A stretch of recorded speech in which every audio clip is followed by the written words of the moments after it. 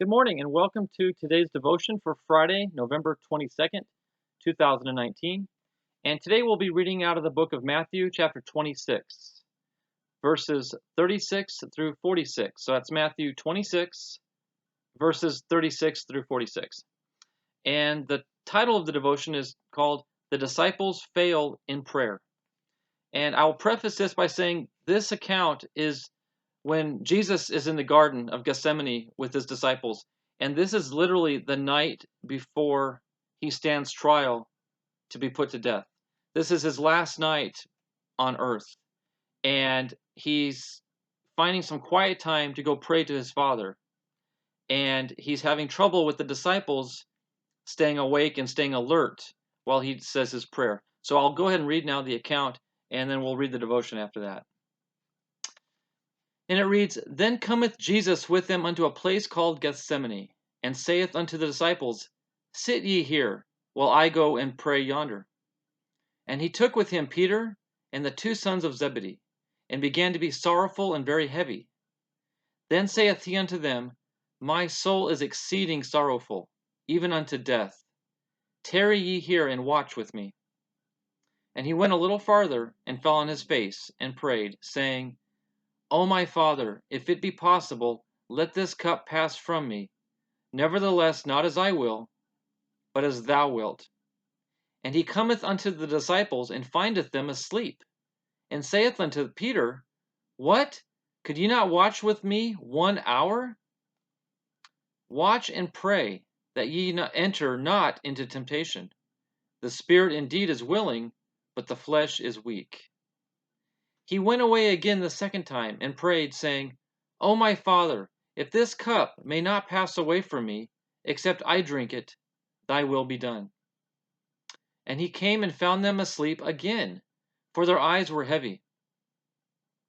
And he left them, and went away again, and prayed the third time, saying the same words.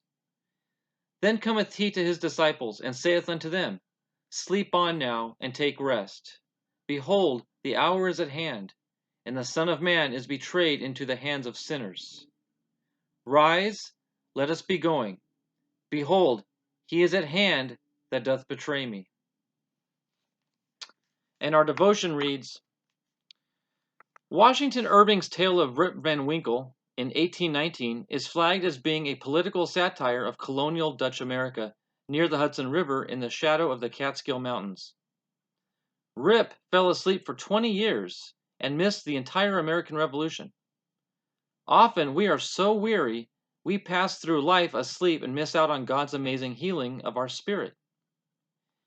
The account of Jesus' suffering in the Garden of Gethsemane has sad overtones of one having to suffer alone with no help from friends who did not understand the gravity of his torment, even unto death, which is verse 38. He had trained them to take over his kingdom work upon his departure.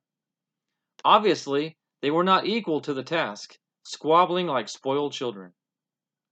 By noon the next day, he would be on the tree of death.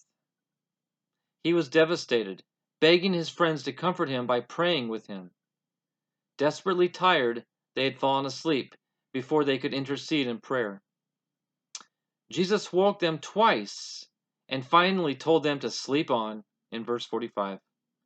He and the Father had worked out the burden on his heart, and he was at peace.